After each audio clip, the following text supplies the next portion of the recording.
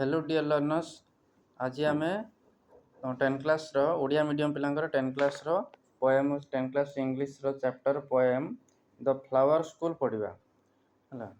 तो स्क्रीन देखी पार्छ द पोएम हूँ flower school which is written by Rabindranath Tagore. ये जो तुम फ्लावर स्कूल पोएम टू किए लिखते रवींद्रनाथ टागोर लिखिं। ओके, फ्लावर स्कूल किए लिखिं? रवींद्रनाथ टागोर लिखिं है। आम ओडिया रवींद्रनाथ ठाकुर कहते, तो इंग्लीश टागोर लिखा है। रवींद्र टागोर बेंगली थे से है, बंगाली लोक थे। तो फास्ट अच्छा ये पोएम टू पढ़िया पूर्व फास्ट आम कौन करवा टिके। अच्छा तार फास्ट तो हेडिंग टा कौन देछि देखिदवा। फास्ट तुम हेडिंग देछि कौन तुमरा flowers are a beautiful creation of God. एटा तुम भी जानछ है। भगवान जो भगवान को सृष्टि रे फूलटा हूँ कौन बहुत सुंदर गोटे सृष्टि है, सृष्टि गोटे है। तो भगवान को सृष्टि रे जो फ्लावरटा कौन जो फूलटा बहुत सुंदर। तो flowers are a beautiful creation of God है। जो फूल गुड़िक ये गोटे बहुत सुंदर क्रिएशन है कार भगवान ये गोटे बहुत सुंदर जिनस भगवान गोटे बहुत जिन सृष्टि कर God has created many beautiful flowers जो भगवान क्रिएट कर। तो निज फूल गुड़िक ये गोटे बहुत सुंदर क्रिएशन कार भगवान जिते जिन सब है भूपृष्ठ सब जिन मान क्रिएट कर भर फूल गोटे हूँ बहुत सुंदर क्रिएशन। कहीं आम जो फूल तुम बगीचा को जीव फूल बगीचा फूलर जो बास्नाटा के सुंदर लगे। आ तुम जो घर आगे भी तुम जी फूल बगीचा थी फूल गछ थी तो देखापी के सुंदर देखा जाए। तो निहाती समस्त घरे निहाती कौन से गोटे प्लांट तो ना था फूल गछटे ही थी ठाकुर पाखे आगे सकाल फूलटा लगे है। तो वी एंजॉय देयर ब्यूटी आम जो सौंदर्यता को आम कौन बहुत उपभोग करूँ है। स्मेल काउ स्मेल तार जो आम शुंगु तार जो बास्नाटा आम आस कौन देयर फ्राग्रेंस फ्राग्रेंस माने सुगंध तार जो बास्नाटा बहुत सुंदर बास्ना है। फ्राग्रेंस माने जो परफ्यूम जो सुगंध जो बास्नाटा आसे ना बहुत सुंदर बास्ना सुगंध है। तो से जो बास्नाटा को आम स्मेल करूँ शुंगु कौन करने टू रिफ्रेश आवर माइंड आम माइंड को रिफ्रेश करने बहुत आमको हल्का लगे माइंड फ्रेश पाई। But do you know but तुम जान कि है they also go to school. तो एठी जो कवि जो हमार पोएम है जो पोएट रवींद्रनाथ टागोर सी कहते तुम जाच कि है ये जो फ्लावर कौन करती स्कूल को भी जाती तुम जाच कि तार मैंने एठी है। अच्छा जी कहते जी कवि कहते जी आम पोएट ये कहते फूल मैंने स्कूल जाती कौन तुम यहाँ जाच कि जी स्कूल जाती here is there school school कौटी हु टीचर्स देम जे पुणी पढ़ाती किए है। Do they have full freedom कौन तांकर पूरा फ्रीडम स्वाधीनता अच्छे स्कूल रे और हैव सम रेस्ट्रिक्शन कि कौन सी रेस्ट्रिक्शन अच्छी फ्रीडम माने पूरा इंडिपेंडेंट है पूरा माने मन इच्छा जा है। रेस्ट्रिक्शन माने जो बहुत है रेस्ट्रिक्शन भितर है नियम कानून भितर डू दे हैव हॉलीडे आउ से छुट्टी दिन अच्छी ताने एठी पोएट कौन इनडायरेक्टली फ्लावर को कंपेयर कर क्या सहित स्कूल जो चिल्ड्रेन मान आम स्कूल स्टूडेंट मान तुम मान सहित कंपेरिजन कर। तो कहीं स्कूल तुम्हें जमी कौन तुम्हें जमी स्कूल जाऊच तुम ये क्लासरूम अच्छी तुमको टीचर पढ़ाती तुम टाइम फेस्टिवल टाइम तुम हॉलीडे आसे है। तो सेमती बर्तमान फ्लावर मानकर भी सेमती कौन स्कूल अच्छी से जाती किए जन पढ़ाती आउ से कि माने छुट्टी छुट्टी दिन भी अच्छी एमती किसी पॉइंट आम एठी भी माने ए पोएम रे किसी मेंशन करछन। तो एठी फ्लावर को तुम स्कूल पिला मान सहित चिल्ड्रेन मान सहित कंपैरिजन करछंती एठी कवि है। जमी तुम तुम निजर माने तुम स्कूल जाऊच ये फ्लावर माने भी स्कूल जाती बोले ये पोएट कहते। So let's read the poem to know the answer है। बर्तमान कौन ऑल दिस क्वेश्चंस। अच्छा ये पोएम टू पढ़िया पूर्व आम कौन करिया बर्तमान आम पोएम रे वर्ड मीनिंग डिस्कशन करदे। ओके, तो वर्ड मीनिंग डिस्कशन करदे आउ ता सहित एठी पोएट विषय भी टिके डिस्कशन करदे है तुम इजी हम बुझापी।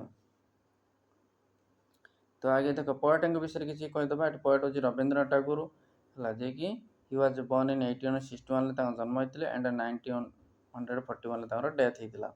से कौट जन्म होते बेंगली कहते ना कोलकाता जन्म होते है केवे ऑन 7 मे 1861 1861 मसीहा 7 मे तारिख से कोलकाता जन्म होते रवींद्रनाथ टागोर। ओके, सी जन कौन गोटे ग्रेट पोएट थे महान कवि थे पेंटर थे पेंटिंग भी करते पैट्रियट माने बहुत देशभक्त थे ହେଲା। ପ୍ଲେ ରାଇଟ୍ ମାନେ ଯେଉଁ ନାଟ୍ୟକାର ଥିଲେ, ନାଟକ ସବୁ ଲେଖୁଥିଲେ ହେଲା। ଆଉ ତୁମ ନଭେଲିଷ୍ଟ ମାନେ ସବୁ ଔପନ୍ୟାସିକ ଲେଖୁଥିଲେ ହେଲା। ଯେଉଁମାନେ ସବୁ ଉପନ୍ୟାସ ଲେଖନ୍ତି, ଯେଉଁମାନେ ନଭେଲ ଯେଉଁ ଲେଖନ୍ତି ତାଙ୍କୁ ନଭେଲିଷ୍ଟ କୁହାଯାଏ। ଷ୍ଟୋରି ଟେଲର ବହୁତ ଷ୍ଟୋରି ଲେଖୁଥିଲେ। ଫିଲୋସଫର ଦାର୍ଶନିକ ଥିଲେ। ଏଜୁକେସନିଷ୍ଟ ତାଙ୍କ ଶିକ୍ଷାବିତ ବି ଥିଲେ। ସେ ଏଜୁକେସନିଷ୍ଟ ମାନେ ଶିକ୍ଷାବିତ ହେଲା। ଶିକ୍ଷା ଉପରେ ବହୁତ ଜିନିଷ ତାଙ୍କର ଅଛି।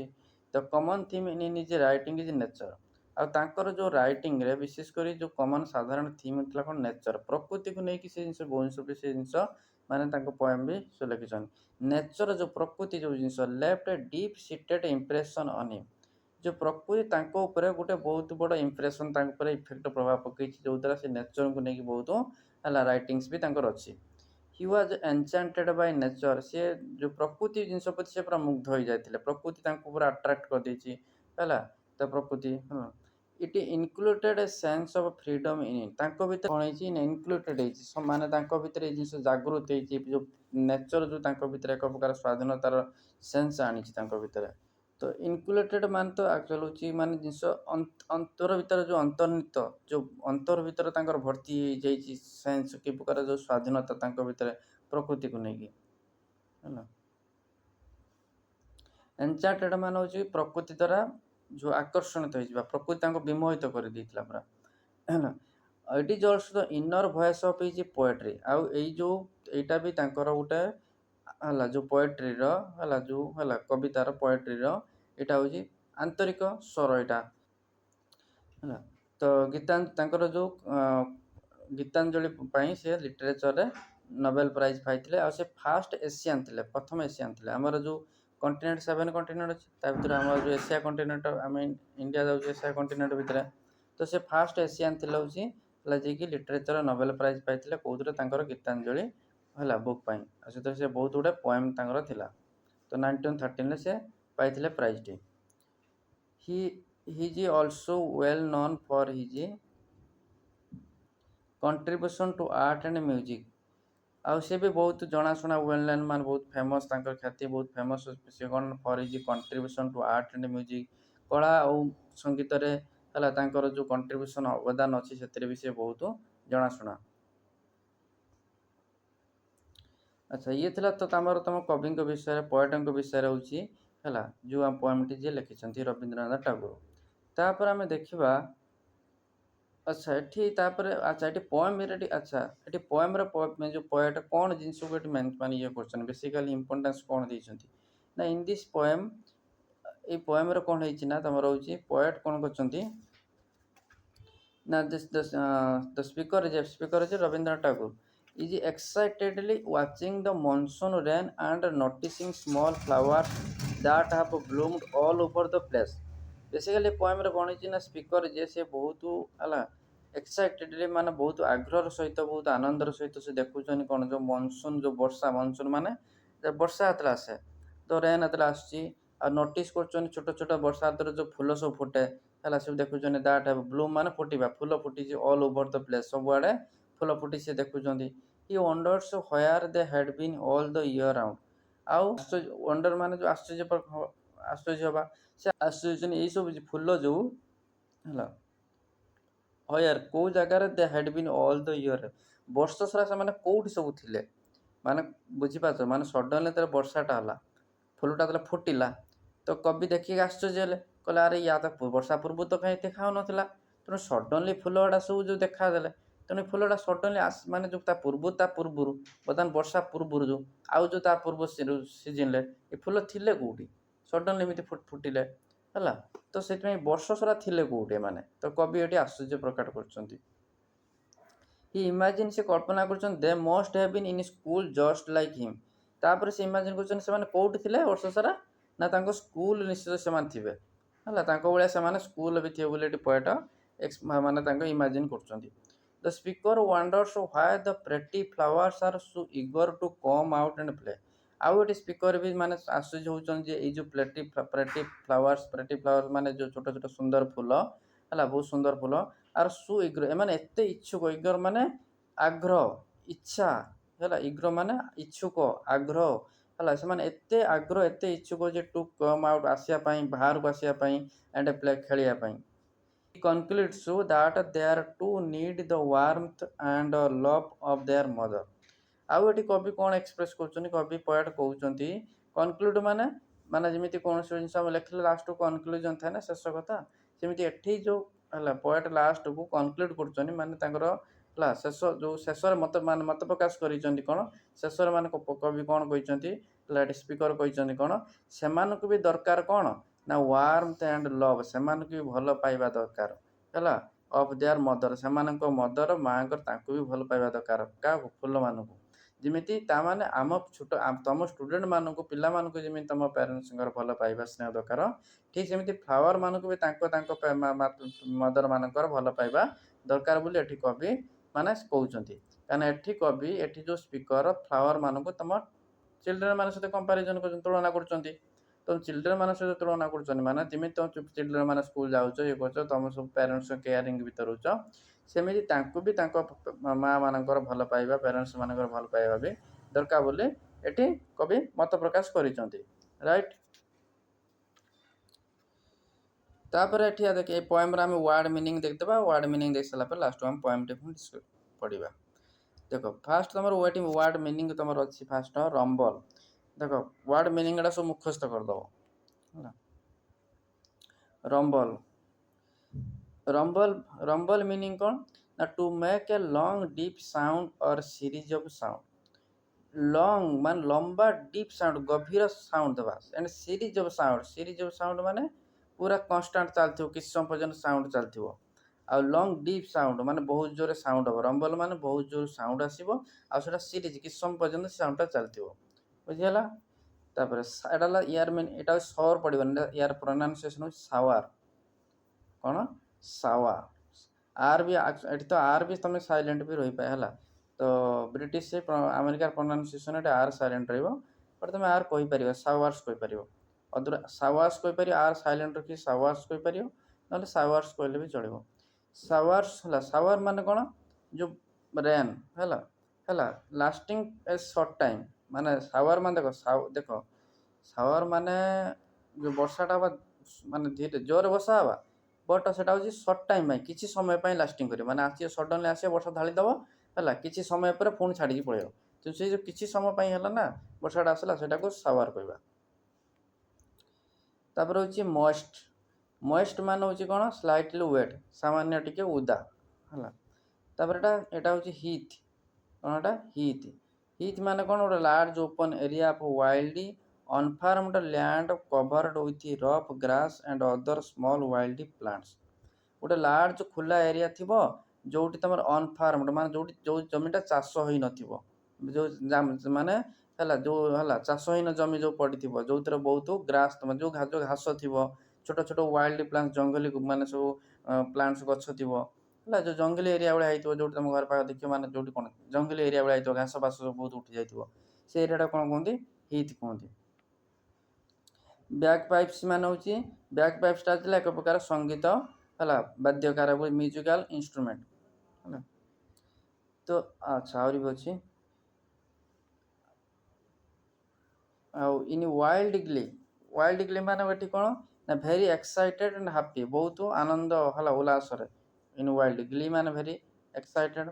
ମାଷ୍ଟର ମାନେ ଏଠି ହେଉଛି କ'ଣ, ମାଷ୍ଟର ମାନେ ତ ଜାଣିଛ ଟିଚର ହେଲା, ଏଠି ବି ମାନେ ଏଠି କାହା ମାଷ୍ଟର, ଏଠି ଫୁଲମାନଙ୍କର ମାଷ୍ଟର, ଫୁଲମାନଙ୍କର ଯେ ଟିଚର ହେଲା। କ୍ଲାସ୍ ଏଇ ଯେଉଁ CLASH କ୍ଲାସ୍ ମାନେ ଏଟା କ'ଣ ହେଇଯିବ, ଟକରେଇ ଯିବା ମାନେ ହେଉଛି ବାଡ଼େଇ ଯିବା ହେଲା।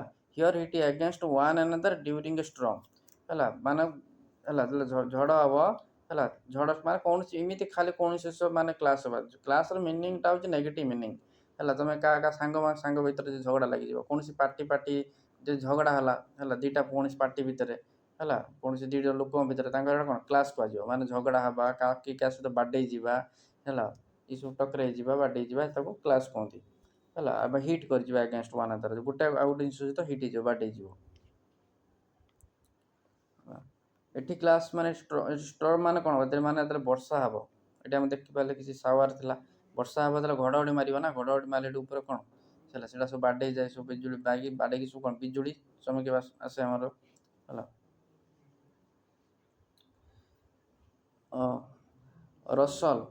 ରସଲ ମାନେ ସାଉଣ୍ଡ କରିବା ହେଉଛି ହେଲା, to make a sound of lips moving or rubbing together, ମାନେ ତମେ ଯେତେବେଳେ ବର୍ଷାଟା ହେଉଥାଏ, ଯେତେବେଳେ ପବନ ଦେଉଥାଏ, ୱିଣ୍ଡ ପବନ ଯେତେବେଳେ ଦେଉଥାଏ, ସେଇ ଟାଇମରେ ଗଛର ଯେଉଁ ପତ୍ରଟା କ'ଣ ଖସ ଖସ ଖସ ଖସ ସାଉଣ୍ଡ ହେଇଥାନ୍ତା ନା, ହେଲା ତାକୁ ରସଲ କୁହନ୍ତି। ମାନେ ଯେଉଁ ଗଛର ପତ୍ର ଗୁଡ଼ିକ ଯେତେବେଳେ ମାନେ ସବୁ ପଡ଼ୁଥାଏ, ଖସ ଖସ ଖସ ସାଉଣ୍ଡ ହେଇକି ଖସ ଖସ ସାଉଣ୍ଡ ହେଇକି ତାକୁ ରସଲ କୁହନ୍ତି।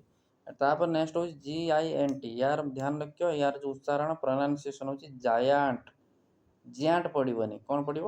ଜାୟାଣ୍ଟ, ମାନେ ଭେରି ଲାର୍ଜ, ବହୁତ ବଡ଼, ମାନେ ବିଗ୍ ମାନେ ତ ବଡ଼, ଆହୁରି ବଡ଼, ବିଶାଳ, ଯେମିତି ହାତୀ ଯେମିତି, ହେଲା ଜାୟାଣ୍ଟ, ହେଲା ଜାୟାଣ୍ଟ ଆନିମାଲ, ହେଲା ଜାୟାଣ୍ଟ ମାନେ ଭେରି ଲାର୍ଜ। ତ ଇଏ ଥିଲା ଏ ପଏମର କିଛି ୱାର୍ଡ଼ ମିନିଂ ଯେଉଁଟା ତୁମେ ଜାଣିବା ନିହାତି ଦରକାର, ହେଲା ୱାର୍ଡ଼ ମିନିଂ ଜାଣିଲେ ହିଁ, ହେଲା ତ ତୁମ ପଏମଟି ବୁଝିପାରିବ। ୱାର୍ଡ଼ ମିନିଂ ଜାଣିଥିଲେ ସବୁ କ୍ୱେଶ୍ଚିନ୍ ଆନ୍ସର୍ ବି ତୁମକୁ ପଢ଼ିବା ପାଇଁ ଇଜି ହେବ। ତେଣୁ ୱାର୍ଡ଼ ମିନିଂଟା ବହୁତ, ହେଲା ସବୁ ଘୋଷି ଦେବ ସବୁ ୱାର୍ଡ଼ ମିନିଂଟା, ମାନେ ବୁଝିଗଲ ତାକୁ ଟିକେ, ହେଲା ପଢ଼ିକି ଟିକେ ଲେଖା ପ୍ରାକ୍ଟିସ୍ କରିଦେବ। ତାହେଲେ ବର୍ତ୍ତମାନ ଆମ ପଏମଟି ଷ୍ଟାର୍ଟ କରିବା।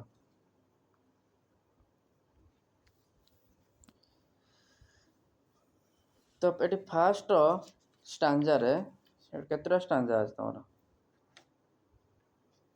ये फास्ट ଷ୍ଟାଞ୍ଜା ଗଲା, ତାପରେ ମଧୁରଗତିରୁ ଆରମ୍ଭ କରିକି ଏଠି ହୋଲିଡେ ପର୍ଯ୍ୟନ୍ତ, ଏ ଯେଉଁ ହୋଲିଡେ ପର୍ଯ୍ୟନ୍ତ, ଏଥିପାଇଁ ଇଏ ଗୋଟେ ଷ୍ଟାଞ୍ଜା, ଏ ଦୁଇଟା ଷ୍ଟାଞ୍ଜା, ପୁଣି ବ୍ରାଞ୍ଚ କତିରୁ ଆରମ୍ଭ ହେବ, ପୁଣି ବ୍ରାଞ୍ଚ କତିରୁ ଆରମ୍ଭ କରିକି ତମର ହ୍ୱାଇଟ୍ ପର୍ଯ୍ୟନ୍ତ, ଇଏ ଗୋଟେ ତିନିଟା ଷ୍ଟାଞ୍ଜା, ପୁଣି ଡୁଇନ୍ କତିରୁ ଆରମ୍ଭ କରିକି ମାଇ ୱାନ୍ ପର୍ଯ୍ୟନ୍ତ, ଚାରିଟା ଷ୍ଟାଞ୍ଜା ଟୋଟାଲ୍, ଚାରିଟା ଷ୍ଟାଞ୍ଜା। तो फर्स्ट stanza, ହେଲା, so let's discuss first stanza. In the first stanza the speaker says, first stanza speaker कौन कहउछनी? Some clouds rumble in the sky and June showers come down, the moist east wind comes marching over the heath to blow its bagpipes among the bamboos. Then crowds of flowers come out of a sudden from nobody knows where and dance upon the grass in wild glee. So in the first stanza the poet says, when the strong clouds, rumble means जो make sound, ହେଲା make sound, ହେଲା make loud sound, rumble ମାନେ loud sound, जो ହେଲା ଜୋରରେ जो sound ଆସିବା, ହେଲା ହେଲା ଗର୍ଜନ କରେ। ତ ଏଠି ପଏଟ୍ ମାନେ ଫାଷ୍ଟ ଆନ୍ସର କହୁଛନ୍ତି କ'ଣ? when the storm cloud rumble in the sky, ଯେତେବେଳେ ଆକାଶରେ କ'ଣ ହୁଏ, ଯେତେବେଳେ ଷ୍ଟ୍ରମ୍ ଆସେ, ଝଡ଼ ଆସେ, ବାଦଲ ଘେରିଯାଏ, କ୍ଲାଉଡ଼ ମାନେ ଯେଉଁ ବାଦଲ, ବର୍ଷାର ଯେଉଁ ଝଡ଼ ଆସେ, ତାର ଯେଉଁ କ'ଣ ଝଡ଼, ବର୍ଷା ଯେତେବେଳେ ଝଡ଼ ଆସେ ସେତେବେଳେ କ'ଣ ହୁଏ? ରମ୍ବଲ ହୁଏ, ଜୋରରେ ସାଉଣ୍ଡ ହୁଏ ଆକାଶରେ ହୁଏ। ଆଉ ଜୁନ୍ ସାୱାର୍ସ କମ୍ ଡାଉନ୍, ଜୁନ୍ ସାୱାର୍ସ କମ୍ ଡାଉନ୍ କ'ଣ ପାଇଁ ଏଠି କବି କହୁଛନ୍ତି, ହେଲା ଏଠି କାହିଁ କହୁଛନ୍ତି? କାରଣ ଆମର ତମର ବର୍ଷା ଋତୁଟା ଯଦି ଦେଖିବା, ତମର ଆମର ମାସ ହିସାବରେ ଦେଖିଲେ କେଉଁ ମାସର ଆରମ୍ଭ ହୁଏ? ପ୍ରାୟ ଜୁନ୍ରୁ ଷ୍ଟାର୍ଟ ହେଇଯାଏ ନା, ହେଲା ଆମର ଦେଖ ଏମିତି ତ ଦେଖିବାକୁ ଗଲେ ହେଉଛି ତମର ବର୍ଷକ ତମର 12 ମାସ, ହେଲା ଋତୁ ହେଉଛି ତମର 6ଟା ଋତୁ, ହେଲା ତ ସବୁ ଋତୁ ମାନେ ସବୁ ସିଜନ୍ ଦୁଇଟା ଲେଖାଁ ମାସ ଯିବ, ହେଲା ବଟ୍ ଆମେ ସବୁ ଋତୁକୁ ଫିଲ୍ କରିପାରନ୍ତିନି। ଆମେ ବେଶୀ କେଉଁ ସିଜନ୍ ଫିଲ୍ କରିପାରନ୍ତି? ବେସିକ୍ ଆମେ ଫିଲ୍ କରିପାରନ୍ତି ରେନି ସିଜନ୍ ଗୋଟେ ଫିଲ୍ କରିପାରନ୍ତି, ହେଲା ଆଉ ଗୋଟେ ତମର ହେଉଛି ବର୍ଷା ଋତୁ ଫିଲ୍ କରିପାରନ୍ତି, ଆଉ ଗୋଟେ ହେଉଛି ଗ୍ରୀଷ୍ମ ଋତୁ ଯେଉଁଟା ସମର ଫିଲ୍ କରିପାରନ୍ତି, ଆଉ ଗୋଟେ ଶୀତ ଋତୁ ୱିଣ୍ଟର ସିଜନ୍। ଏଇ ତିନିଟା ସିଜନ୍ ଆମେ ବେଶୀ ଫିଲ୍ କରିପାରନ୍ତି। ଆଉ ଯେଉଁ ତିନିଟା ରହିଲା ତମର, ହେଲା ଯେଉଁ ରହିଲା ଯେମିତି ତମର ଆମର 6ଟା ଋତୁ ତମର ଜାଣିଛ, ଗ୍ରୀଷ୍ମ, ବର୍ଷା, ଶରତ, ହେମନ୍ତ, ଶୀତ ଓ ବସନ୍ତ, ହେଲା ଆମର ଗ୍ରୀଷ୍ମ ଋତୁ, ବର୍ଷା ଋତୁ, ଶୀତ ଋତୁ, ଏଇ ତିନିଟା ଆମେ ଫିଲ୍ କରିପାରନ୍ତି। ଆଉ ଯେଉଁ ଶରତ, ହେମନ୍ତ, ବସନ୍ତ ଏକୁ ଆମେ ଅନୁଭବ ଏତେ କରିପାରନ୍ତି ନାହିଁ, ତା ଭିତରେ ରହିଯାଏ। ତ ଆଉ ଯେଉଁ ତିନିଟା ଋତୁ ମୁଁ କହିଲି, ଏଇ ତିନିଟା ଋତୁକୁ ଆମେ 4 ମାସ ଯଦି ବାଣ୍ଟିଦେବା, ସବୁ 3×12 ସମସ୍ତଙ୍କୁ 4 ମାସ ଲେଖା, ବର୍ଷା 4 ମାସ, ଗ୍ରୀଷ୍ମ 4 ମାସ, ଶୀତ 4 ମାସ ଆମେ ଗୋଟେ ଆମେ ଯେଉଁ କହିଦିଅନ୍ତି, ହେଲା। ତ ବର୍ଷା ଯଦି ଆମେ ଦେଖିବା, ବର୍ଷାଟା ସେମିତି କ'ଣ ଜୁନ୍, ଜୁଲାଇ, ଅଗଷ୍ଟ, ସେପ୍ଟେମ୍ବର, ଏଇ 4 ମାସ କ'ଣ ବର୍ଷା ଋତୁ ପୁରା ଯାଉଛି, ହେଲା ହାଲାକି ଏଥର ଯାଉଛି ବର୍ଷା ପରେ ଶରତ ବି ଏଥର ଯାଉଛି, ବର୍ଷା ଋତୁ, ଗ୍ରୀଷ୍ମ, ବର୍ଷା, ଶରତ, ହେଲା ହେମନ୍ତ ବି ତା ଭିତରେ, ହେଲା ହେମନ୍ତ ହେଲେ ଶୀତ ଷ୍ଟାର୍ଟ ହେଇଯିବ, ହେମନ୍ତ ତାପରେ ଶୀତ ଆସିଯିବ, ହେଲା ତ ସେଇ ଯେଉଁ ହେଲା ମାନେ ଯେଉଁ ବର୍ଷା ଋତୁ 2 ମାସ, ବର୍ଷା ପରେ ଶରତ ଋତୁ ସିଏ ବି 2 ମାସ, ହେଲା ଶରତ ଋତୁରେ ଆମେ ଅନୁଭବ କରିପାରନ୍ତିନି, ତେଣୁ ସେ ବର୍ଷା ଋତୁର 2 ମାସ, ଶରତ ଋତୁ 2 ମାସ ମିଶାଇ ଦେଇକି ଆମେ 4 ମାସ ବର୍ଷା ଋତୁ କହିଦିଅନ୍ତି, ହେଲା। ତେଣୁ ସେ ଯେଉଁ ଜୁନ୍ ଜୁଲାଇ ଅଗଷ୍ଟ ସେପ୍ଟେମ୍ବର ସେଇ ଜୁନ୍ କ'ଣ ହୁଏ ତୁମର ଏଇ ଜୁନ୍ ମାସରୁ ତୁମର କ'ଣ ହୁଏ ବର୍ଷା ହେବା ଆରମ୍ଭ ହେଇଯାଏ। ଜୁନ୍ରୁ ତୁମର ବର୍ଷା ଋତୁ ଆରମ୍ଭ ହେଇଯାଏ। ତ ସେଥିପାଇଁ ଏଠି ପଏଣ୍ଟ କ'ଣ କରୁଛନ୍ତି ଜୁନ୍ ମନ୍ଥକୁ ଫାଷ୍ଟ ଏକ୍ସପ୍ରେସ୍ କରୁଛନ୍ତି। ପ୍ରଥମେ ଜୁନ୍ ଆସିଲା ମାନେ କ'ଣ ବର୍ଷା ଋତୁ ଆରମ୍ଭ ହେଇଯାଏ। ତେଣୁ ସେଥିପାଇଁ ଜୁନ୍ ସାୱାର୍ସ କମ୍ ଡାଉନ୍। ଯେତେବେଳେ ଜୁନ୍ ମନ୍ଥ ଆସିଲା କି ବର୍ଷା ଋତୁ ଆସିଯାଏ ତ ସେତେବେଳେ କ'ଣ ହୁଏ ନା ହେଉଛି ଯେଉଁ ଷ୍ଟ୍ରମ୍ କ୍ଲାଉଡ୍ସ ହେଲା ହେଲା ଇନ୍ ଦ ସ୍କାଏରେ ଯେଉଁ ଆକାଶରେ କ'ଣ ହୁଏ ଷ୍ଟ୍ରମ୍ କ୍ଲାଉଡ୍ ଝଡ଼ ବାତ୍ୟା ଆସିଯାଏ ହେଲା। ଝଡ଼ ବର୍ଷା ତୁମର ଆସିଯାଏ ଆଉ ରମ୍ବଲ୍ କରନ୍ତି ସେମାନେ ବହୁତ ସାଉଣ୍ଡ କରନ୍ତି ଜୋରରେ ସାଉଣ୍ଡ କରନ୍ତି ଆସିକି ଆକାଶରେ। ଯେତେବେଳେ ହେଭି ରେନ୍ ଆସିଯାଏ କେଉଁଠି ହେଲା ସାୱାର ମାନେ ହେଭି ରନ୍ ବହୁତ ମାତ୍ରାରେ ରେନ୍ ଆସିଯାଏ ବର୍ଷା ଆସିଯାଏ କେଉଁଠି ଜୁନ୍ ମନ୍ଥରେ ହେଲା। ତାପରେ ପୁଣି ପଏଣ୍ଟ କ'ଣ କହୁଛନ୍ତି the moist east wind comes marching over the hill to blow its bagpipes among the bamboos. କ'ଣ ହୁଏ ଦେଖ ମୋଏଷ୍ଟ ମାନେ ତ ଉଦା ହେଲା। ଇଷ୍ଟ ୱିଣ୍ଡ କାହିଁ ଦେଲା ନା ପୂର୍ବ ଦିଗରୁ ହେଲା ପୂର୍ବେ ପବନ ହେଲା। ଆଚ୍ଛା ମାର୍ଚିଂ ମାନେ କ'ଣ ମାଡ଼ି ଆସିବା। ହିଟ୍ ମାନେ କ'ଣ କହିଥିଲି ତୁମକୁ ଯେଉଁ ଜମିଟା ଚାଷ ହୋଇନଥିବ ଯେଉଁ ଜାଗାରେ ମାନେ ସବୁ ଜଙ୍ଗଲୀ ଗଛ ଥିବ ହେଲା ଏଣେତେଣୁ ପ୍ଲାଣ୍ଟସ୍ ଥିବ ବଟ୍ ସେଠି ତୁମେ ଚାଷ ହୋଇନଥିବ ବହୁତ ତାହେଲେ ବର୍ଷା ହେଲେ ବହୁତ ଜାଗାରେ ଜଙ୍ଗଲ ହେଇଯାଏ ସବୁ ଘାସ ଫାସ ହୋଇ ହେଲା। ତ ସେଇ ଏରିଆଟାକୁ ହିଟ୍ କୁହନ୍ତି। ତ ଯେତେବେଳେ ବର୍ଷାଟା ଆସେ ହେଲା ଇଷ୍ଟ ୱିଣ୍ଡ ଆସେ। ଇଷ୍ଟ ୱିଣ୍ଡ କାହିଁକି କହିଛନ୍ତି କବିଟି କାରଣ ତୁମର ଆମ ଓଡ଼ିଶାରେ ଯଦି ଦେଖିବା ଆମର ଇଷ୍ଟରେ କ'ଣ ବଙ୍ଗୋପସାଗର ରହିଲା ବେ ଅଫ୍ ବେଙ୍ଗଲ ରହିଲା। ତ ଯେତେବେଳେ କ'ଣ ହେବ ଆମର ଯେତେବେଳେ ଆମର ବର୍ଷାଟା କେମିତି ହୁଏ ତୁମେ ଭୂଗୋଳରେ ପଢ଼ିଥିବ ବି ହେଲା 9 କ୍ଲାସ୍ରେ ପଢ଼ିଥିଲ କ'ଣ ନା ଯେତେବେଳେ ନବମରେ ପଢ଼ିଥିଲ ଯେଉଁ ଜାଗାରୁ ପବନଟା ଆସିବ ହେଲା ଧର ଆସିଲା ଧର ପୂର୍ବପଟରୁ ପବନଟା ଆସିଲା ପୂର୍ବରୁ ବଙ୍ଗୋପସାଗର ଆସେ ପୂର୍ବପଟରୁ ପବନ ଆସିବ ଭଲସେ ବୁଝୁଥିବ ପୂର୍ବପଟରୁ ପବନ ଆସିବ ସେ ଯେ ପବନ କ'ଣ କରିବ ତା ସହିତ ମଏଷ୍ଟ ନେଇକି ଆସିବ ତାର ଯେଉଁ ସମୁଦ୍ର ସାଇଡ଼୍ରୁ ପବନ ଧର ପୂର୍ବ ଦିଗରୁ ପବନଟା ଆସିଲା ପୂର୍ବ ଦିଗରେ ସମୁଦ୍ର ଅଛି ତେଣୁ ପବନ ଯେତେବେଳେ ଆସିବ ସେ ମଏଷ୍ଟ ନେଇକି ଆସିବ ମାନେ ସେ ଯେଉଁ ପାଣିଟା ନେଇକି ଆସେ ତା ସହିତ ମାନେ ସେ ମଏଷ୍ଟଟା ନେଇକି ଆସିବ ସବୁ ଆର୍ଦ୍ରତାଟା ନେଇକି ଆସିବ ସେଇଟା ଆସିଲେ ଏଠି କ'ଣ ହେବ ଏଠି ଆମର ବର୍ଷା କରେ। ଆଉ ବର୍ଷାଟା କେମିତି ହେବ ପବନ ୱିଣ୍ଡ ପାଇଁ ହିଁ ବର୍ଷା ମାନେ ୱିଣ୍ଡ କ୍ରିଏଟ୍ସ କରେ ନା ବର୍ଷା ପବନଟା କ୍ରିଏଟ୍ କରେ ନା। ତ ପବନଟା ଆସିଲେ ସେ ବର୍ଷାଟା ନେଇକି ଆସେ। ତ ଯେତେବେଳେ ୱିଣ୍ଡ ଆସିବ ଇଷ୍ଟରୁ ଯେତେବେଳେ ଆସିବ ୱିଣ୍ଡଟା ସେ କ'ଣ କରି ଆସିବ ତା ସାଙ୍ଗରେ ମଏଷ୍ଟ ନେଇକି ଆସିବ ଯେଉଁ ଆର୍ଦ୍ର ଭାବଟା ନେଇକି ଆସିବ ଆର୍ଦ୍ର ଜିନିଷଟା ସେ ନେଇକି ଆସିଲେ ଏଠି କ'ଣ ମାର୍ଚିଂ ଓଭର ମାଡ଼ି ଆସିବ ପୁରା କେଉଁ ଆଡ଼ିକି ମାଡ଼ି ଆସେ ନା ହିଟ୍ ଏରିଆକୁ ହେଲା ଓଭର ଦ ହିଟ୍ ମାନେ ସେଇ ଯେଉଁ ଜାଗା ଯେଉଁ ଜମିଟା ଚାଷ ହୋଇନଥିବ ସେ ତାକୁ ଯେତେବେଳେ ମାଡ଼ି ଆସେ ସେଇ ଜାଗାକୁ କ'ଣ କରିବା ପାଇଁ to blow its back pipe blow ମାନେ ଯେଉଁ ବଜେଇବା ପାଇଁ ସାଉଣ୍ଡ ବଜେଇବା କ'ଣ ହେଲା ଇଟ୍ସ ବ୍ୟାକ୍ ପାଇପ୍ ମାନେ ଆମେ ପଢ଼ିଥିଲା ହେଉଛି କ'ଣ ଯେ ମ୍ୟୁଜିକାଲ୍ ଇନଷ୍ଟ୍ରୁମେଣ୍ଟ। ଏଠି ମ୍ୟୁଜିକାଲ୍ ଇନଷ୍ଟ୍ରୁମେଣ୍ଟ ମାନେ କ'ଣ ନା ଏମଙ୍ଗ ଦ ବାମ୍ବୋଜ୍ ଭଲସେ ବୁଝ ବାମ୍ବୋ ଦେଖ ତୁମର ଧର ଗାଁ ଭିଲେଜ୍ ଏରିଆରେ ଦେଖିବ ହେଲା ରାସ୍ତା ପାଖରେ ହଉ ତୁମର କୌଣସି ନିଜର ବାଉଁଶ ଗଛ ବି ଯେଉଁ ଥିବ ସେ ବାଉଁଶ ଗଛ ଯେଉଁ ଥିବ ସେଠି ବି ଆହୁରି କ'ଣ ସେଟା କେଉଁଠି ଜଙ୍ଗଲ ଭଳିଆ ହେଇଥିବ କେଉଁଠି କିଆରି ବିଲ ଭିତରେ ବିଲକୁ ଲାଗିକି କିମ୍ବା ବିଲ ଭିତରେ ନିଏ ତ ବିଲକୁ ଲାଗିକି ବିଲ ଥିବ କିଆରି ଥିବ ତା ପାଖକୁ ଲାଗିକି ଥିବ ନହେଲେ ରାସ୍ତା ପାଖକୁ ଥିବ ହେଲା ଆଉ ତା ମାନେ ପାଖରେ ଏଣେତେଣେ ସବୁ ବହୁତ ଘାସ ମାସ ହେଇକି ଯେଉଁ ଜଙ୍ଗଲ ଭଳିଆ ହେଇଥିବ ହେଲା। ତ ଆଚ୍ଛା ସେ ଯେଉଁ ବାଉଁଶର ଯେଉଁ ଷ୍ଟ୍ରକ୍ଚରଟା ବାଉଁଶଟା କ'ଣ ଏଇଭଳିଆ ଧର ନଳ ଭଳିଆ ହେଇଥିବ ନା ବାଉଁଶଟା କ'ଣ ନଳ ଥାଏ ନା ଭିତରେ ଫମ୍ପା ଥାଏ ନା ବାଉଁଶ ଭିତରେ ତ ଏଇ ଭିତରେ ଯେଉଁ ଫମ୍ପା ଥିବ ଏଇଥିରେ ପବନଟା ପଶିବ ୟା ଭିତରେ ପଶିଲେ କ'ଣ ହେବ ସୁର ସୁର ସବୁ ସାଉଣ୍ଡ କରିବନି ହେଲା। ଯେମିତି ଆମେ ଯେ ବଇଁଶୀ ବଜାଉଛନ୍ତି ବଇଁଶୀ ଭିତରେ କ'ଣ ବଇଁଶୀଟା ଭିତରେ ସେଇ କ'ଣ ବାମ୍ବୁ ହଁ ତମର ବଇଁଶୀ ଫ୍ଲୁଟ୍ ମାନେ ବଇଁଶୀ ଯେଉଁ ଆମେ ବଜାଉଛନ୍ତି ସେଇଟା କେଉଁଠୁ ତିଆରି ହେଇଛି ବାମ୍ବୁରୁ ନା ହେଲା। କେମିତି ବାଜୁଛି ଆମେ ଫୁଙ୍କିଲା ବେଳକୁ ବାଜୁଛି କାରଣ ପବନଟା ତା ଭିତରକୁ ଗଲା ବେଳକୁ ସେଭଳିଆ ଏଠି ଯେତେବେଳେ ପବନଟା ଆସିବ ଏଠି ଯେଉଁ ବାଉଁଶ ଭିତରେ ସାଉଣ୍ଡ ବସିବ ସେ ଏକ ପ୍ରକାର କ'ଣ ହେଇଯିବ ଏକ ପ୍ରକାର ସାଉଣ୍ଡ ଦେବ ନା ମ୍ୟୁଜିକାଲ୍ ଇନଷ୍ଟ୍ରୁମେଣ୍ଟ ହେଇଗଲା ନା। ଆମେ ଯେମିତି ବଇଁଶୀଟା ବି ତିଆରି ହେଇଛି ବାମ୍ବୁରୁ ବାଉଁଶ ଗଛରୁ ତାକୁ ଆମେ ଫୁଙ୍କିଲା ବେଳକୁ କ'ଣ ହେଉଛି ସାଉଣ୍ଡ ଆସୁଛି ସେଇଟା ଗୋଟେ ବଇଁଶୀଟା କ'ଣ ହେଲା ମ୍ୟୁଜିକାଲ୍ ଇନଷ୍ଟ୍ରୁମେଣ୍ଟ ହେଇଗଲା। ତ ଏଠି ବି କ'ଣ ହେଉଛି ମାନେ ପବନଟା ଆସିକି ବାଉଁଶ ଭିତରେ ପଶିବ ତେଣୁ ସେଠି କ'ଣ ସୁରୁ ସେଇ କେତେ ସୁନ୍ଦର ସାଉଣ୍ଡ ଦେଉଥିବ ଫିଲ୍ କରିବ ତୁମ ଘର ପାଖରେ ଯେଉଁଠି ଦେଖିବ ଯେ ବହୁତ ଗୁଡ଼ିଏ ବାଉଁଶ ଗଛ ଥିବ ଯେତେବେଳେ ପବନ ଆସିବ ବର୍ଷା ଆସିବ ହେଲା ସେ ପବନ ପଶିଗଲା କିଣି ଦେଖିବ ସେ ବାଉଁଶ ଗଛରୁ ଗୋଟେ ସାଉଣ୍ଡ ଆସୁଥିବ ହେଲା ଏକ ପ୍ରକାର ହୁଇସିଲ୍ ଭଳିଆ ସାଉଣ୍ଡ ଆସେ ହେଲା। ତ ଏକ ପ୍ରକାର କ'ଣ ମ୍ୟୁଜିକାଲ୍ ଇନଷ୍ଟ୍ରୁମେଣ୍ଟ ଭଳିଆ ଗୋଟେ କାମ କରେ ବାମ୍ବୁ ଭିତରେ ହେଲା ଏଇ ଯେଉଁ ପବନଟା ଆସେ ଯେତେବେଳେ ରାଇଟ୍ ହେଲା।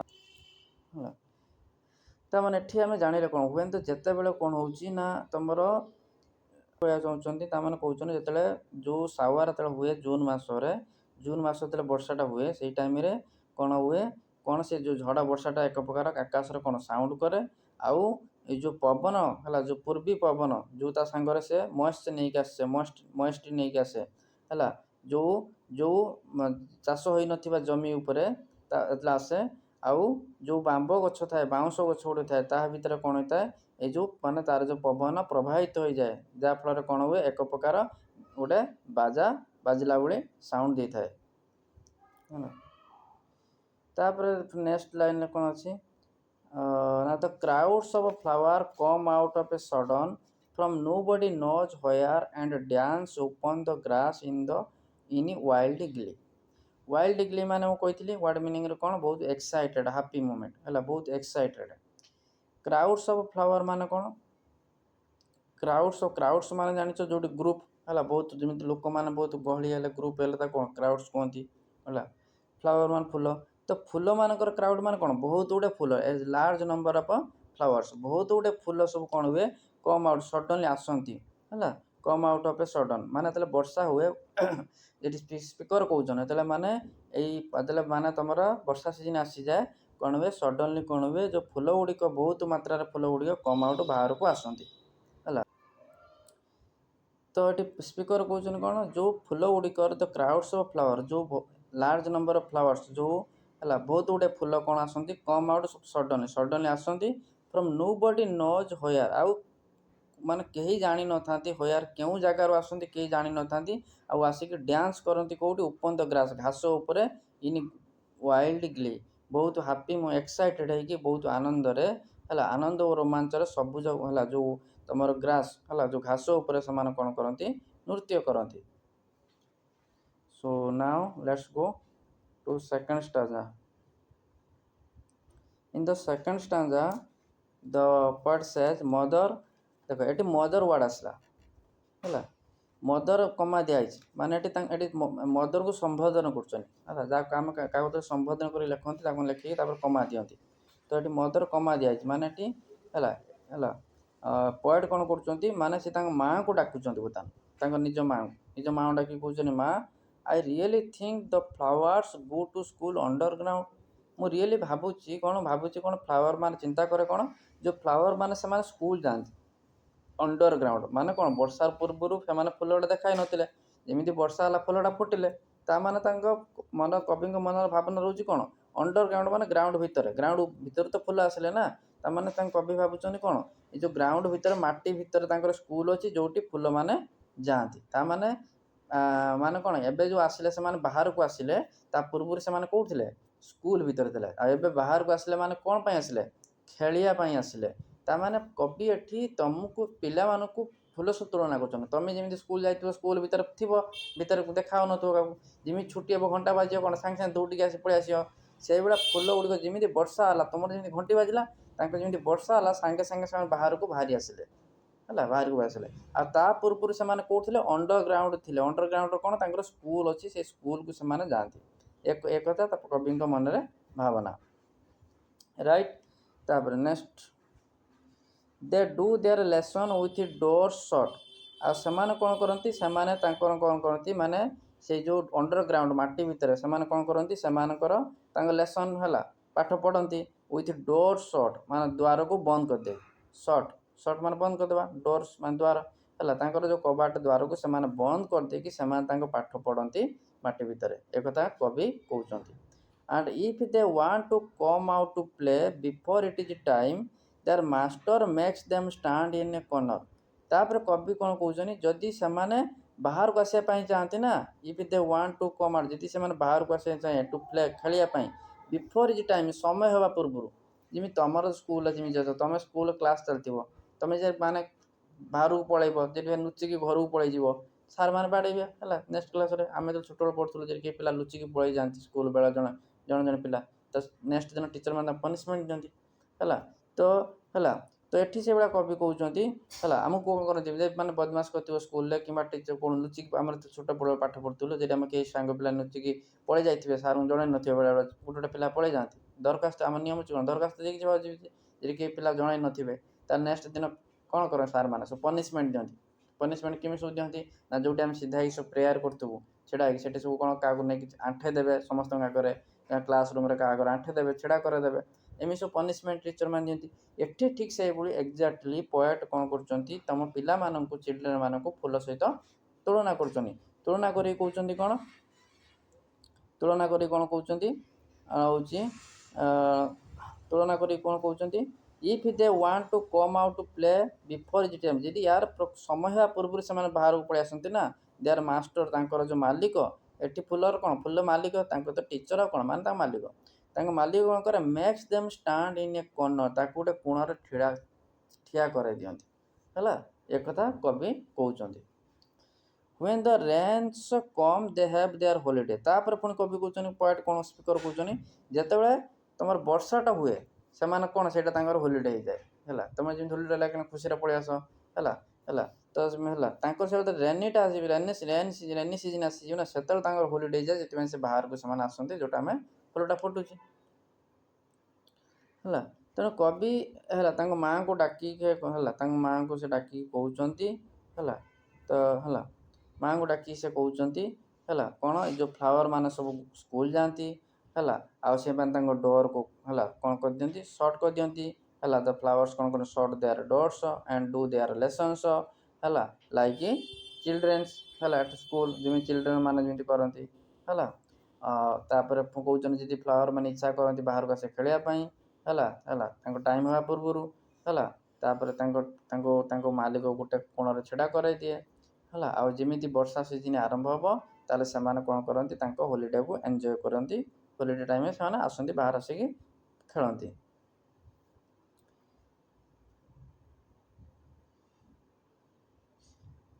So this was all about second stanza. Now let's start ହେଲା third stanza. So here the third stanza starts. So in the third stanza the poet says, branches clash together in the forest and the leaves rustle in the wild wind, the thunder clouds clap their giant hands and the flower children rose out in the dresses of pink and yellow and white. In the third stanza ରେ poet କ'ଣ କହୁଛନ୍ତି, ଯେଉଁ branches ଯେତେବେଳେ ମାନେ ଯେଉଁ ବର୍ଷା ଝଡ଼ ହେଲା କିଣି ହେଲା ଜଙ୍ଗଲରେ ହେଲା, ତୁମର ଯେଉଁ ତୁମ ଘର ପାଖରେ ବି ଯେଉଁ ଗଛ ଥିବ ହେଲା, ସେ ସବୁ କ'ଣ ବର୍ଷା ଝଡ଼ ହେଲା କିଣି ଭାଙ୍ଗି ଯାଆନ୍ତି ନା ନାହିଁ ହେଲା, ସବୁ ଭାଙ୍ଗି ଯାଆନ୍ତି ସବୁ, ତାଙ୍କ ଯେଉଁ ବ୍ରାଞ୍ଚେସ୍ ସବୁ ଶାଖା ଥାଏ, ଗଛର ଯେଉଁ ବ୍ରାଞ୍ଚ ଡାଳ ଥାଏ ସବୁ ହେଲା, ସେ ସବୁ କ'ଣ ହେଇଯାଆନ୍ତି, class together in the forest, ଜଙ୍ଗଲରେ କ'ଣ ହୁଏ କ୍ଲାସ୍ ହେଇଯାଏ, ମାନେ ସବୁ ବାଡ଼େଇ ଯାଆନ୍ତି, ପବନଟା ଯେତେବେଳେ ଦେବ କ'ଣ ବାଡ଼େଇ ଯାଆନ୍ତି ଗଛଟା ସବୁ ହଲିକି ହେଲା, ବାଡ଼େଇକି ସବୁ ଖସି ପଡ଼ନ୍ତି। ଆଉ ଗଛ ସବୁ ମାନେ ହଲିଲେ ଟଳିଲେ କ'ଣ ହେବ, ଯେଉଁ ଲିଭ୍ସ ଥିବ ନା ପତ୍ର ଗୁଡ଼ା, ସିଏ ବି କ'ଣ ତଳେ ସବୁ ଖସିବ ହେଲା, ସିଏ ବି ଝଡ଼ ହେଲା। ଆଉ ସେ ପତ୍ର ଗୁଡ଼ା ଯିବ ଯେତେବେଳେ ରସଲ କର ଖସ ଖସ ସାଉଣ୍ଡ ହୁଅନ୍ତି, ଜୋରରେ ପବନ ଆସିବ ହେଲା, ରସଲ କରନ୍ତି ସେମାନେ, ଖସ ଖସ ମାନେ ରସଲ ମାନେ ଖସର ଖସର ସାଉଣ୍ଡ, ଯେଉଁ ଖସ ଖସ ସାଉଣ୍ଡ ହେବା ହେଲା। ଇନ୍ ଦ ୱାଇଲ୍ଡ ୱିଣ୍ଡ, ଯେଉଁ ୱାଇଲ୍ଡ ୱିଣ୍ଡ ମାନେ ଏଠି ୱିଣ୍ଡକୁ ୱାଇଲ୍ଡକୁ ଆଉଛି କାହିଁକି, କାରଣ ଏଟା ଜଙ୍ଗଲ ଭିତରେ ପବନଟା ଯେତେବେଳେ ଆସୁଛି ହେଲା ହେଲା, ୱାଇଲ୍ଡ ଯେଉଁ ୱାର୍ଡ଼ଟା ହେଉଛି ହେଲା ଜଙ୍ଗଲୀ ଜିନିଷ ସହିତ ରିଲେଟେଡ଼ ହେଲା। ତେଣୁ ଏଇଟା କ'ଣ ଜଙ୍ଗଲ ଯେତେବେଳେ ପବନଟା ଆସିବ, ଯେଉଁ ପତ୍ର ଗୁଡ଼ା ସବୁ ଖସ ଖସ ସାଉଣ୍ଡ କରନ୍ତି। ଆଉ ଯେତେବେଳେ ବର୍ଷାର କ'ଣ ହୁଏ, ଥଣ୍ଡର ମାନେ ଘଡ଼ଘଡ଼ି ଯେଉଁ ମାରେ ତୁମର କ୍ଲାଉଡ଼୍ସରେ ମେଘ ସହିତ କ'ଣ ମେଘ ତୁମର ଘଡ଼ଘଡ଼ି ମେଘ ସବୁ ଆସେ ଯେତେବେଳେ, ସେମାନେ clap their giant hands, giant ମାନେ ବହୁତ ବଡ଼ ତାଙ୍କର ଯେଉଁ ହାତ ରହିଛି, ସେମାନେ କ୍ଲାପ୍ ମାନେ ଯେମିତି ତୁମେ ତାଳି ମାରିବା। ଏଠି ସେଭଳିଆ କ'ଣ, ଏଠି ପଏଟ୍ ଜେନେରାଲି ହେଲା ଆମ ହ୍ୟୁମାନ୍କୁ ତୁମ ଚିଲଡ୍ରେନ୍ ମାନଙ୍କୁ ସେ କମ୍ପେୟାର କରୁଛନ୍ତି କ'ଣ ଫୁଲ ସହିତ, ପୁଣି ଏଠି ତୁମର ଥଣ୍ଡର ଘଡ଼ଘଡ଼ି ସହିତ ବି କମ୍ପାରିଜନ୍ କଲେ। ବର୍ଷା ଯେତେବେଳେ ମାନେ କ'ଣ ଯେତେବେଳେ ମାନେ ବର୍ଷା ଋତୁ ଆସୁଛି, ଇଏ ଯେଉଁ କ୍ଲାଉଡ଼ ଥଣ୍ଡର ଏମାନେ କ'ଣ କରନ୍ତି, ତାଙ୍କ ତାଳି ମାରୁଛନ୍ତି, ତାଙ୍କ ତାଳି ମାରୁଛନ୍ତି ମାନେ କ'ଣ, ତୁମେ ଯେମିତି ତାଳି ମାରିଲେ କ'ଣ ହେବ, ତୁମର ଗୋଟେ ଆବାଜ ହେବ ନା, ତୁମେ ତାଳି ମାରିଲେ ଜୋର ଆବାଜ ହେବ ନା, ସେଭଳିଆ ଯେଉଁ କ୍ଲାଉଡ଼ ଆଉ ଥଣ୍ଡର ଏମାନେ ତାଳି ମାରିଲେ କ'ଣ ତାଙ୍କର ବି ଗୋଟେ ଆବାଜ ହେବ, ଯେଉଁ ଆବାଜଟା ଆମେ ଶୁଣିବାକୁ ପାଆନ୍ତି ଘଡ଼ଘଡ଼ି ଆକାରରେ, ଆମେ ବର୍ଷା ଋତୁରେ ଆମେ ଦେଖିବାକୁ ପାଆନ୍ତି ଯେଉଁ ଘଡ଼ଘଡ଼ି ବିଜୁଳି ଚମକେ ଆବାଜଟା ସାଉଣ୍ଡ ଆସେ। ତ ଏଠି ସେମିତି ପଏଟ୍ କହୁଛନ୍ତି କ'ଣ, ଯେଉଁ ଥଣ୍ଡର କ୍ଲାଉଡ଼ ସେମାନେ କ'ଣ ମାନେ କ୍ଲାପ୍ କରନ୍ତି, ମାନେ ତାଙ୍କର ଯେଉଁ ଆବାଜ ତାଙ୍କର ଯେଉଁ ସାଉଣ୍ଡ ଦିଅନ୍ତି, ଆଉ ବହୁତ ବଡ଼ ସାଉଣ୍ଡ, ଜାଏଣ୍ଟ ବହୁତ ବଡ଼ sound. And the flower children rose out in dresses of pink and yellow and white. ଆଉ ଏଇ ଟାଇମ୍ରେ କ'ଣ ହୁଏ, ଯେଉଁ ଫ୍ଲାୱାର ଚିଲଡ୍ରେନ୍ ମାନେ ଏଠି ମାନେ ଫୁଲକୁ ଆମ ତ ପିଲାମାନଙ୍କ ସହିତ ତୁଳନା କରୁଛନ୍ତି, ପଏଟ ତୁଳନା କରୁଛନ୍ତି, ସେ ଯେଉଁ ଛୋଟ ଛୋଟ ମାନେ ଯେଉଁ ଫ୍ଲାୱାର ହେଲା, ଫ୍ଲାୱାର ଚିଲଡ୍ରେନ୍ ମାନେ ଯେଉଁ ଛୋଟ ଛୋଟ ଫ୍ଲାୱାର ଫୁଲ, ସେମାନେ ରସ୍ ଆଉଟ୍ ବାହାରି ଆସନ୍ତି माड़ी बाहरी आसती कौन इन ड्रेसिंग सब ड्रेस पिंधि कौ ड्रेस पिंधिकी ना pink colour yellow colour and white colour ता माने कौन जो वर्षा ऋतु जो फूलटा फुटे सब आम विभिन्न प्रकार कलर फुटे कौटे व्हाइट कलर फुल है जो टगर फुल आम गाँव थी जो ठाकुर पाल लगे है पिंक कलर है तुम जो है पिंक जो रेड कलर भाया है कौन मंदार फुल आम सब थाए येलो फुल येलो कलर तेणु विभिन्न प्रकार कलर सब कौन हुए तुम जो फूल सब फुटे है तेणु ये विभिन्न प्रकार कलर सब फूल फुटे ना से कवि मान से कौन कौन ये कलर मान फुल फ्लावर देखुन से निज ड्रेस बोली शिखुन माने यही ड्रेस पिंधिकी से सब बाहरी आसती वर्षा है कि यही ड्रेस पिंधिकी सब बाहरी आसती से है तेणु ये आम जो कलर सब फुल देखा चाहती कवि से कलरटा ड्रेस बोली कहते है तेणु ये pink yellow white colour dress पिंधिकी से सब बाहरी आसती जो फुल सब है जमी तुम वर्षा घड़घड़ी मारिला कि मारिला है let's C fourth stanza So here fourth stanza starts. In the fourth stanza, the poet says, "Do you know? तुम्हें जानी चो कि हला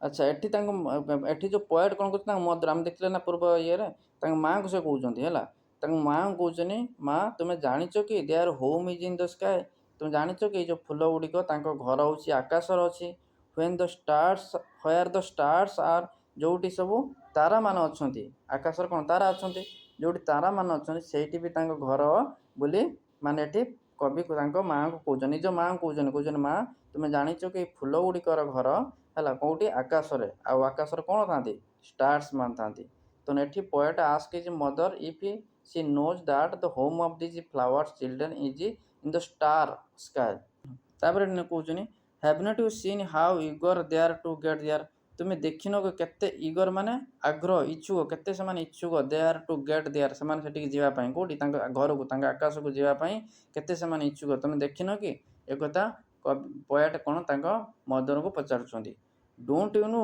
तुम्हें जानिन कि व्हाई दे आर इन सच हरी कहीं से व्यस्त होचनी से घर को जावाई तो यहाँ पोएट ये इमेजिन कर गेस कर जो फ्लावर चिल्ड्रन माने सब माने कौन they are very eager to return to the sky है से घर को फेरी जापाई चाहती बोली है तो एक कथा माने पोएट इमेजिन करी मदर को पचार पोएट कहते ऑफकोर्स आई कैन गेस अवश्य मु गेस कर गेस माने कौन अनुमान करिया मु अनुमान करि पारुची to whom they raise their arms से माने कहा को हला रेज माने बढ़ेबा कौन देयर आर्म्स माने हाथ है तुम हाथ दुटा बाहु जमी बढ़ा दब है से जो हाथ बढ़ाऊँ क्या बढ़ाऊँ एक मु गेस कर दे हैव देयर मदर से माँ अच्छा आज आई हैव माई ओन जमी मो निजर माँ अच्छी सेमी फूल गुड़िकर फ्लावर मानकर भी निजर माँ अच्छी आउ माँ पाखक जावाई से कौन कर देयर आर्म हाथ दुटा बाहु को बढ़ाई दौरान आई कथा मु आई कैन गेस यहाँ मु अनुमान करुच्ची एक कवि कहते तेना है तो ये माने कवि ये आम पोएम शिखा कौन पाइले माने तुम पिला मानक चिल्ड्रेन मान सहित ये तुम जो पोएट कौन कर जो फ्लावर सहित कंपेयर कर तुलना कर तुम मानकर जमी स्कूल अच्छी तुम स्कूल जाऊच सब ये हो तुम लेसन पाठ पढ़ुच भितर टीचर मान पढ़ुला डोर दिखाई छुट्टी है बाहर पुणी आसु तो से भाया फूल मैंने भी से माने कौन वर्षा आसूसी से होलीडे बोली कवि ये कहते स्पीकर कहते पूर्व से ग्राउंड भितर थे स्कूल भितर थे पाठ पढ़ुले है तो ये है पोएम बुझीपाल है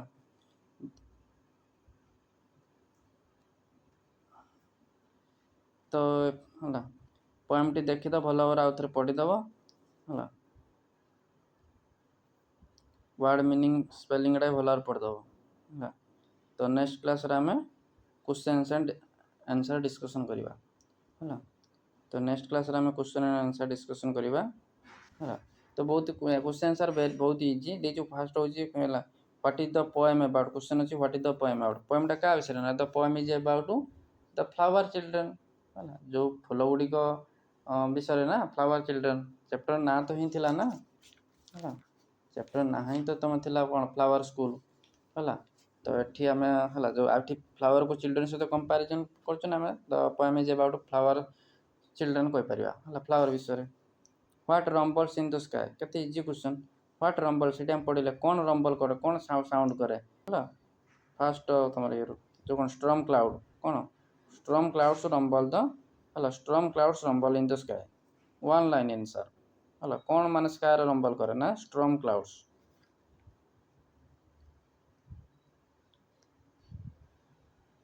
then what rumbles in the sky है तुम स्ट्रम clouds rumble in the sky है बहुत गुटे क्वेश्चन अच्छी ना आम सब नेक्स्ट क्लास रे क्वेश्चन आंसर डिस्कसन करवा है तो पोएम टाक आउ थे भल भाव पढ़ीदेव जदि कार किसी डाउट थी पचार word meaning spelling Etah मुखस्त करदेव so okay thank you.